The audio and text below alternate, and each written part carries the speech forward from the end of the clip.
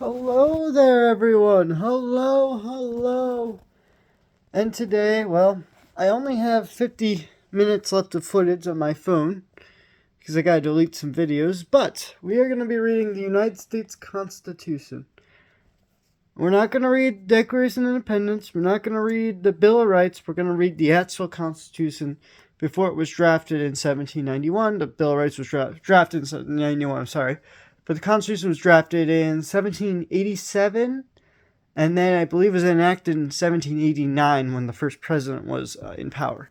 So, we are going to be reading the Preamble and the Article 1 of the Constitution. So, and I will explain the 6 goals of the Preamble, and then we will go on, read Article 1 of the Constitution. This series, I wanted to do a constitutional review of the United States Constitution and why people think that the U.S. Constitution is against their interests. Why do people hate the U.S. Constitution? Or a lot of people seem to hate it. A lot of liberals, I should say, seem to hate it. I generally think that if you want to call yourself a liberal, you have to understand why the U.S. Constitution was enacted. It wasn't enacted to hate on other people or to what was it? It wasn't to oppress people or whatever. It was enacted so the power of the government would be limited to so it couldn't oppress the people. Now, obviously, back in the day, you could argue, okay, well, there were a lot of people who were oppressed, and so, or maybe that you could argue, oh, the government didn't allocate resources better as it does today. I disagree. I don't think the government's allocating resources very good. I think it's the private market that is. But you could have your own arguments on why resources are allocated better or worse. Okay, we are going to start with the preamble. So there are 6 goals with the preamble. I believe 6 or 5 goals. We're going to read the preamble and we're going to talk about it. The Constitution of the United States, 1787. I was right in the year. We, the people of the United States, in order to form a more perfect union, establish justice, insure domestic tranquility, provide for the common defense, promote the general welfare, and secure the blessings of liberty to ourselves and our prosperity, ordain, or establish this Constitution of the United States. So there are 6 things, right? There's perfect union, which is probably better than the Articles of Confederation. I guess that's what it's arguing for. Establish justice, with meaning like, innocent until proven guilty, all that kind of stuff. Ensure domestic tranquility, meaning no crazy riots every time, whatever. Provide for the common defense, military, whatever. Promote the general welfare, meaning, can you own your own property? Like, what's your welfare? You know what I mean? They don't mean like government handouts. They mean like welfare, meaning, do you feel well? I know it's kind of weird. It's like a more private kind of wording. And then secure the blessings of liberty to ourselves and our posterity, meaning our descendants after us. That meaning like, we're free. We're liberated from a tyrannical government, but this Constitution will hopefully be more powerful than the Articles of Confederation, but less powerful than the monarch they had before the colonies. Okay, so there are 6 goals in the Constitution. I hope you guys got those goals. If not, we're going to read Article 1 anyway. And Article 1 is a very interesting one. It's supposedly the most powerful article because they control the budget. But we are going to read it anyway. Article 1. All legislative powers hereby granted shall be vested in a Congress of the United States, which shall consist of a Senate and a House of Representatives. We're going to read Section 2 now. Section 2. The House of Representatives shall compose members chosen from each second year by the people of the several states, and choose the electors in each state shall have the qualifications requisite for electors of numerous branches of a state legislator, I should say. Sorry. No person shall be a representative that shall have not been attained the age of 25 years, and have been 7 years a citizen of the United States, and not shall have been elected to be an inhabitant of that state that shall be chosen. Representatives and direct taxes shall appoint among the several states which include within this union their representative numbers, which shall be determined by adding the whole number of free persons, including those bounds bounds to service for a term of years, and excluding Indians not taxed, 3/5 of all other persons, meaning like slaves, I guess. The actual inauguration shall be made within 3 years. Uh, oh, the actual inauguration shall be made 3 years within the first meeting of Congress of the United States, and within the subsequent term of 10 years. In such matter, they shall by law direct. The number of representatives shall not exceed one every 30,000, which is totally different now. It's like one every 700,000. But in each state shall have at least one representative. At least such inauguration shall be made. The state of New Hampshire shall be entitled to choose 3, Massachusetts 8, Rhode Island and Providence Plantations 1, Connecticut 5, New York 6, New Jersey 4, Pennsylvania 8, Delaware 1, Maryland 6, Virginia 10, North Carolina 5, South Carolina 5, Georgia 3. When vacancies happen in the House, when vacancies happen in representation from any state, the executive authority therefore be in the wits of the election to fill such vacancies. The House of Representatives shall choose their speaker and other officials, and shall have the sole power of impeachment, meaning I guess they could start the impeachment process. I don't really know what that means exactly, but we'll read on. The Senate of the United States shall compose of 2 senators from each state, chose the legislative thereof, meaning the state legislator. For 6 years, each senator shall have 1 vote. Immediately after they shall be assembled, consequence to the first election shall be divided equally into 3 classes. The seats of the senators in the first class shall vacate the expiration of the 2nd year, and the second class shall be the expiration of the 4th year, and the third class shall be the expiration of the 6th year. And so a third may be chosen every 2nd year if vacancies happen by resignation or otherwise a recess of a legislature of any state. The executive therefore make temporary appointments until the next legislator which shall fill such vacancies. Meaning, I guess the governor of the state will fill that vacancy, and then the legislature will permanently put that person back in that power, or pick a different senator. Basically, that's what it's saying. If they die or resignation, whatever. No person shall be senator that have not attained the age of 30 years, and not 9 years a citizen of the United States, and who shall not be elected an inhabitant of that state for which shall be chosen. The Vice President of the United States shall be President of the Senate, and shall have no vote unless equally divided, because, again, they have 2 states for senators, so you could actually, there's like a tie, then he votes. The Senate shall choose their other officers, and President Chempo, meaning probably the oldest person in the Senate today, that would be Bernie Sanders. The absence of Vice President shall exercise the office of the President. So I'm very confused by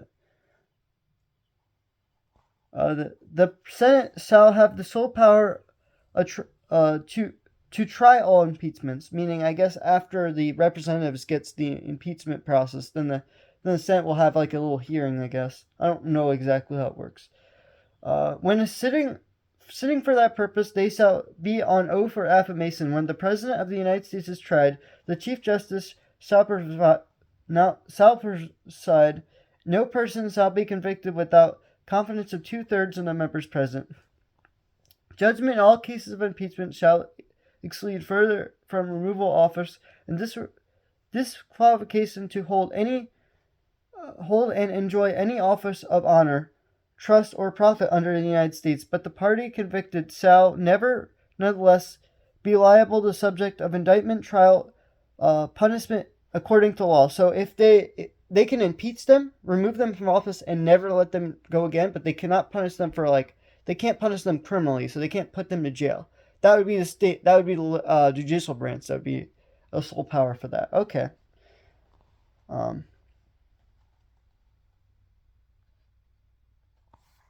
Oh, is that Section 3? Okay, so the Senate was... Oh, okay, the Senate was Section 3. Okay. Section 4. times, places, and manner of holding elections for senators and representatives. The reason they did this because the British wouldn't let them do it. Shall be prescribed by each state of the legislature thereof, and Congress may make any law by Congress may make at any time a law to alter such regulations except for the places of choosing senators. The Congress shall assemble at least once every year, and such meeting place on the first Monday of December, unless shall by a law appoint a different day. Section 5. Each house shall be the judge of the elections, returns, and qualifications of its own members, and the majority shall constitute a quorum to do business. A small number adjourn to day, and authorized to compel attendance of absent members, such as penalties of each house may provide. Each house may determine the rules of its proceedings and punish its members for disorderly behavior within the confines of 2/3, expel a member. So I guess they don't do impeachment in the Congresses. They what they do is 2/3 you're out. Like if the rest of the Congress hates you, you just go out. I guess that's what it's saying. I'm not 100% certain.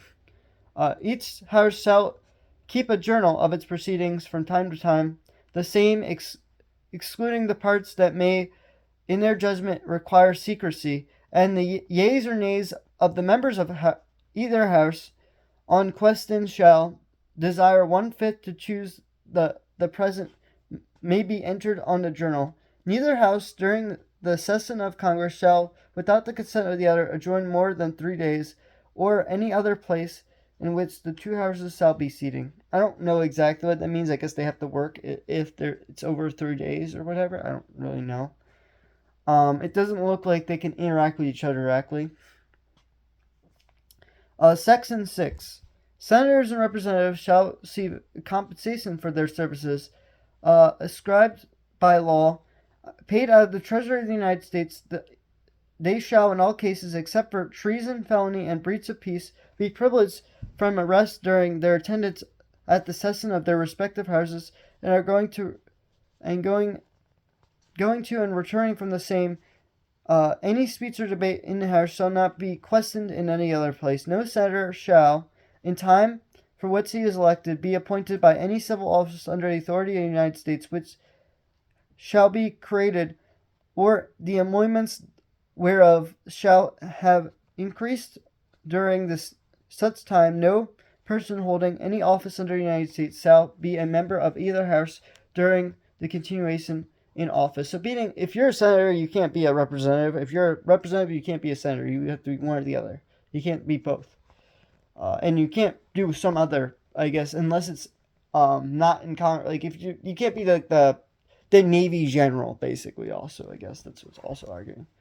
All bills and revenues shall originate in the House of Representatives, but the Senate may propose or occur amendments on these bills, meaning, well, the House of Representatives controls all the budget, but then the Senate may say, we may want a couple million on this instead of that, kind of. So basically, I guess the House of Representatives picks the amount, and then they, amend the budget. I don't really understand it.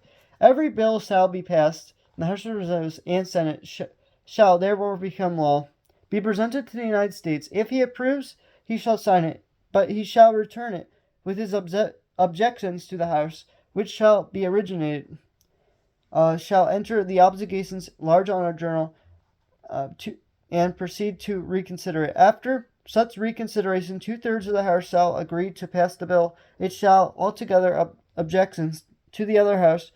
It shall likewise be reconsidered and applied to 2/3 of the House. It shall become law. But in all cases, the votes of both houses shall be determined by the yeas or nays.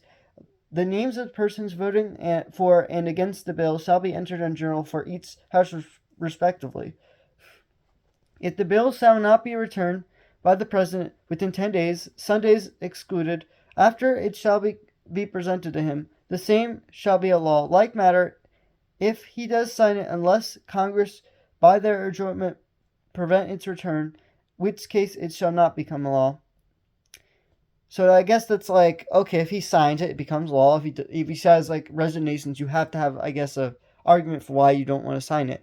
Then you give it back to Congress. Then Congress will say, okay, we're going to pass 2/3 majorities for both houses, and then it becomes law anyway. So I don't really know what the last thing is talking about. I guess if it's 10 days and he doesn't have his rejections for the law, I don't really know what that's talking about, but that's okay. Every order, resolution, or vote in concurrence of the Senate and the House of Representatives shall be necessary, except for the question of enjoyment, to be presented to the President of the United States, and the same shall take effect, approved by him or disapproved by him, represented by passed by 2/3 of the Senate and the House of Representatives according to the rules and limitations prescribed by the case of a bill. Section 8. Congress shall be the power to collect taxes, duties, imports, and all pay debts, to provide the common defense and general welfare of the United States, but all duties, imports, and excessives shall be uniform throughout the United States, to borrow money on the credit of the United States, to regulate commerce with foreign nations among several states and with Indian tribes, to establish a uniform rule of nationalization and uniform laws to subject the bankruptcies through the United States, to coin money, regulate the value thereof, and foreign coin to a standard weights and measurements, to provide punishment of counterfeiting and securities of coin to the United States, to establish post office and post roads, to promote the progress of science and useful arts by securing limited times the authors and inventions the exclusive right to their respective writings and discoveries, to constitute tribunals inferior to the Supreme Court, to punish piracies, felonies committed on the high seas, offices against the laws of nations, to declare war, grant letters of marque and reprisal, make rules considering captures on land and water, to raise and support armies. No appropriation of money shall be used longer than 2 years, to provide and maintain a navy, to make rules for the government regulation and land and naval forces. So basically, what they say when they're talking about the 2-year rule, I mean, every 2 years they have to pass a law to make sure the army still stays intact. It's kind of weird, but yeah. To provide calling forth the militia to execute the laws of the Union, suppress insurrections, and repel invasions. I guess a militia would be a group of people that have guns and have some training with them. To organize, arming, and disciplining the militia, for arming a part of them to be employed by the service of the United States, reserving, respectively, the appointment of the officers and the authority in training the militia according to discipline prescribed by Congress. So I guess they're going to make a military out of the militia.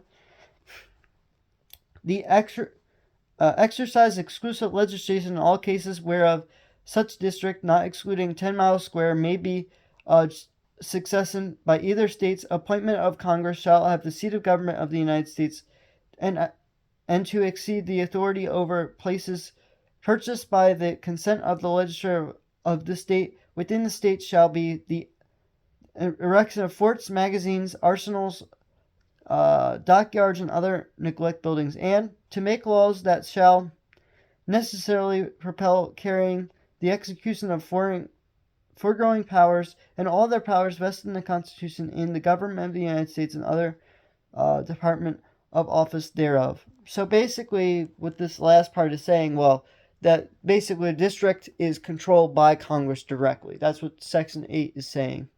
That last part saying any federal building or DC is actually part of the federal government, not part of the state governments, kind of.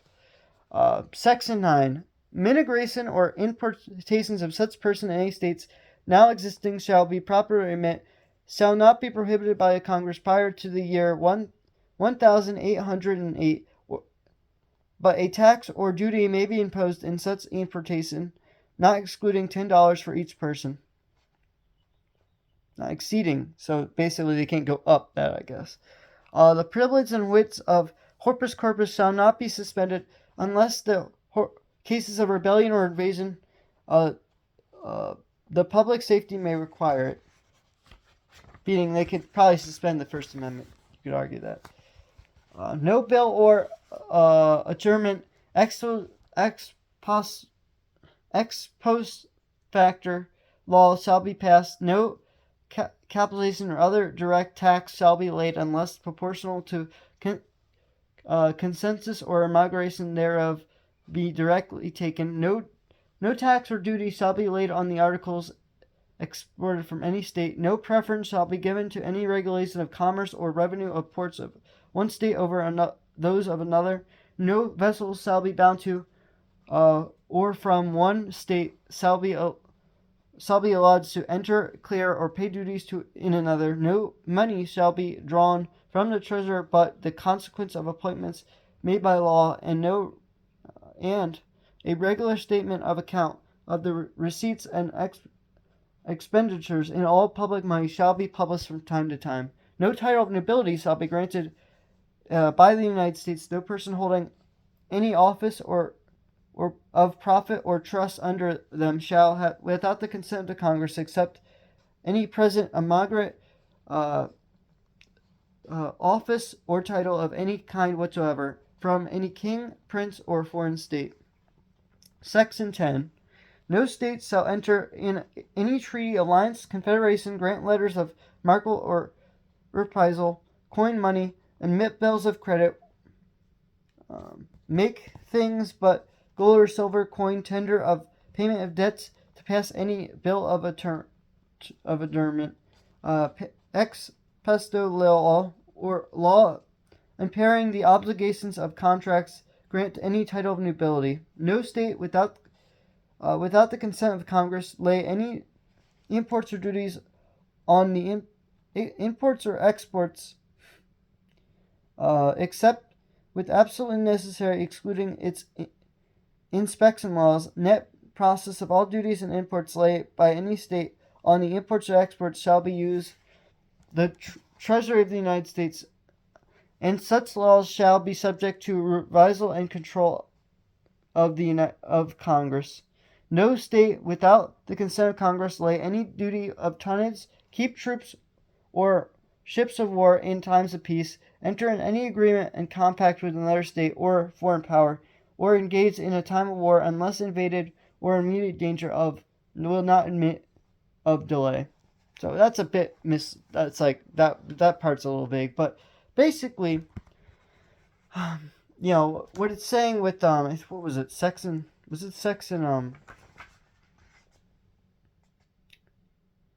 section 9 when they talked about importation of slaves. So basically, they're allowed to charge fees, but not over $10 a person, which seems a bit cheap for today, but it probably isn't back in the day. Another thing you have to keep in mind is the Senate, again, was chosen by the state legislators, and if the senator either resigned or he died, then the governor would fill that role until it was approved by the state legislative. And then another thing, so they didn't vote on senators directly. That was an amendment they passed. I forgot what amendment. I think it was the 17th Amendment. Don't quote me on that. I believe it's the 17th Amendment when they passed that. Another thing, what was it again? I don't remember, but there's a few things in here. Obviously don't grant any titles of nobility. Another thing is individual states can't really be with foreign powers that much.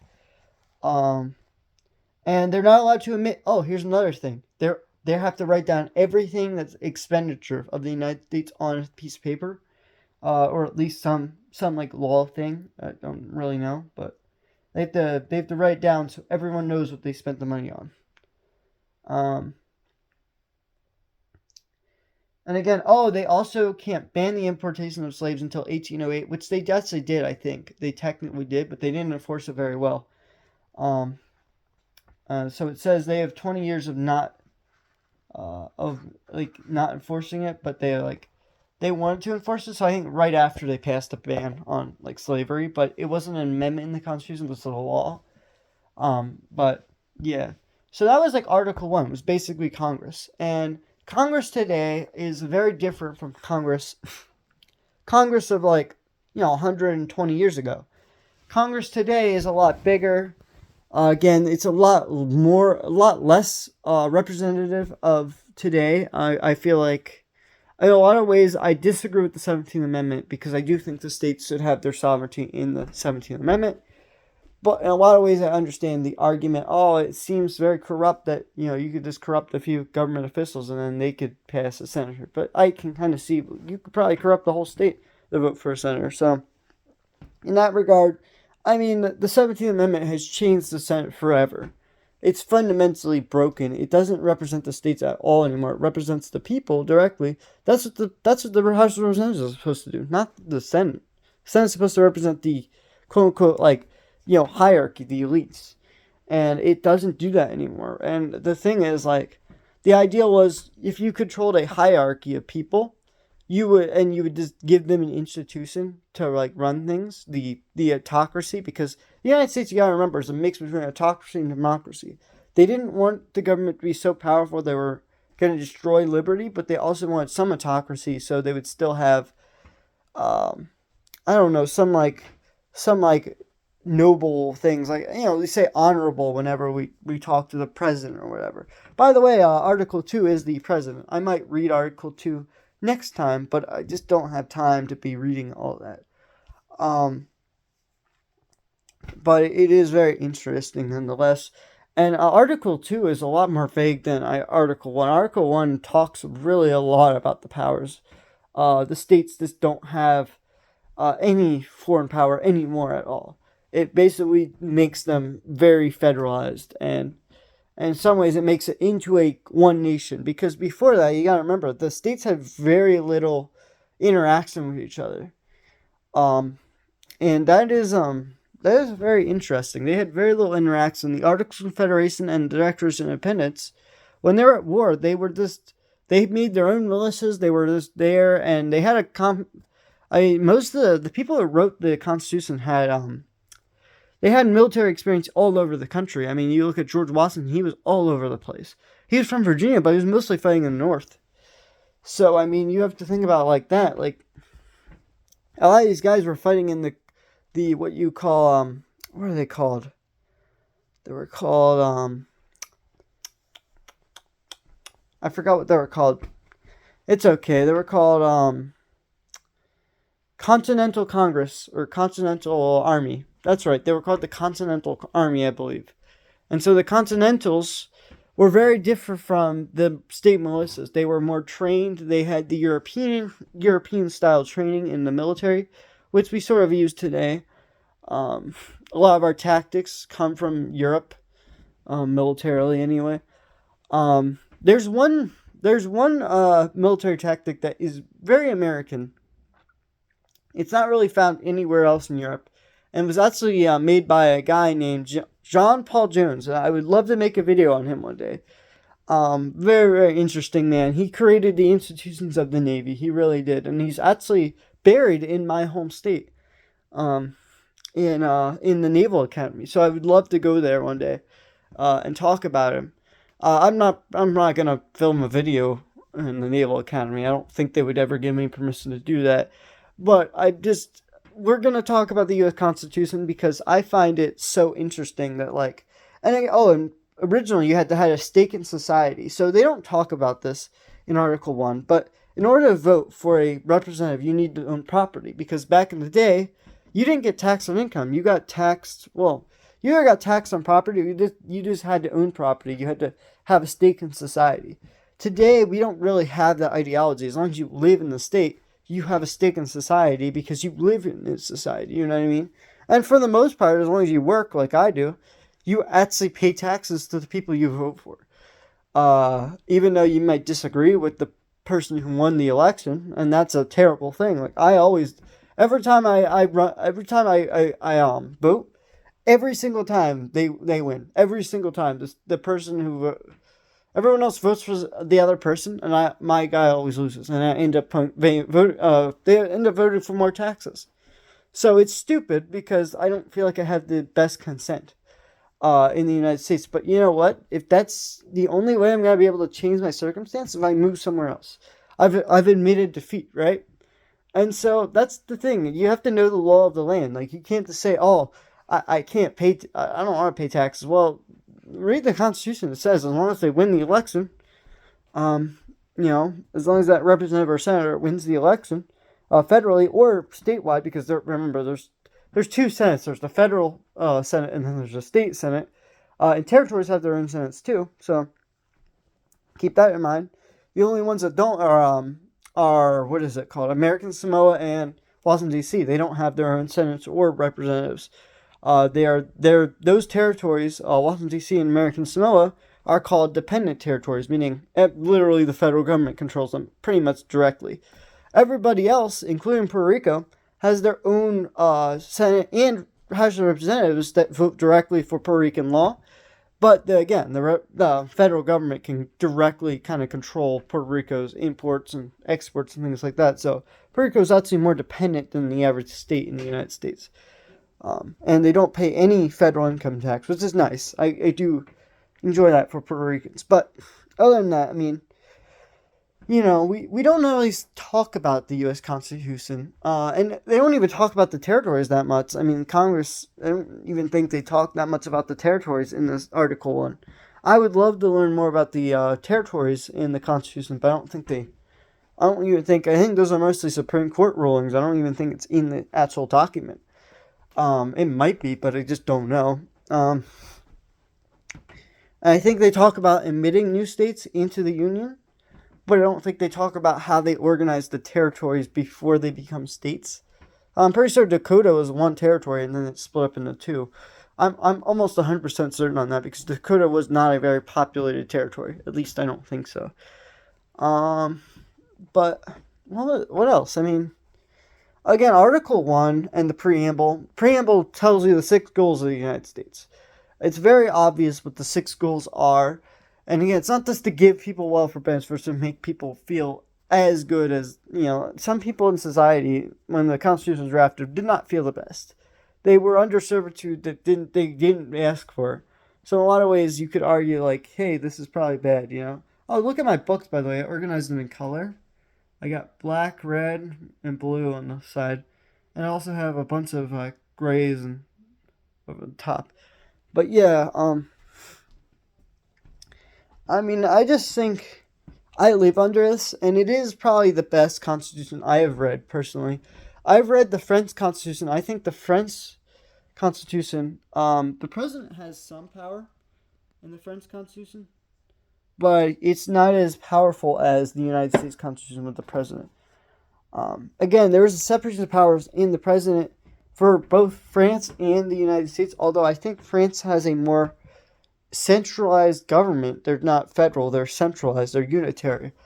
I actually like the U.S. Constitution more because I feel like it shows the true reality of human nature, that humans are, like, if you read the thing with the, I think it was Section 7 or Section 8, where they said, people who have their own writings or patents should be granted by the federal government their own patents. They should have protection of laws and stuff like that. I don't think that's ever found in the French Constitution. Like, there is no such sense of private property in the French Constitution. They don't really talk about ownership of a patent or of a writing. So in that regard, the Library of Congress Act or whatever, in the Section 7 or whatever of the Constitution, gives people like the rights to their own writings. You can't publish them until they die, you know what I mean? You can't just modify someone's writing and say this is part of Star Wars or whatever, domain, like, oh, this is actually part of Star Wars canon. You can't just, you can't use Darth Vader without, with profit. You can't just use Darth Vader. You actually have to get, Disney's approval, or you have to somehow pass a law through Congress, which is sometimes what's happened a few times, I think, in order to profit off of Darth Vader or whatever, as an example. Or the light bulb, for instance, was a great patent by Edison, right? He was an inventor, but he was also a businessman. And other countries, they don't really have that sense of, oh, you own the things you make. No, we just copy it and we multiply it. And in a lot of ways, I actually do like the idea of multiplying something without profiting off of it. And maybe because it's already cheap to do it. But I could see how that section, I think it was Section 7, I don't remember, I should read it again, how that, like, patent system in Section 7 of the Article 1 could be abused just to profit off of things like drugs and stuff like that. Anyway, I hope you've enjoyed my reading of Article 1. I don't think I read very well. But I did try to understand what they were going through. Oh, the 3 classes of senators again. House of Representatives, I think it was every... I don't remember. Because it was like... You were in there for 2 years. So you were in there for 2 years. I don't remember how many classes the representatives had. I think they had like... Oh, I don't know. It may have been... I don't know if there were 2 classes of representatives or whatever. I know there were 3 classes of senators, but they didn't really talk about the classes of representatives. Anyway, that's besides the point. You were someone, I'm someone else, just talking about this dumb stuff. Goodbye.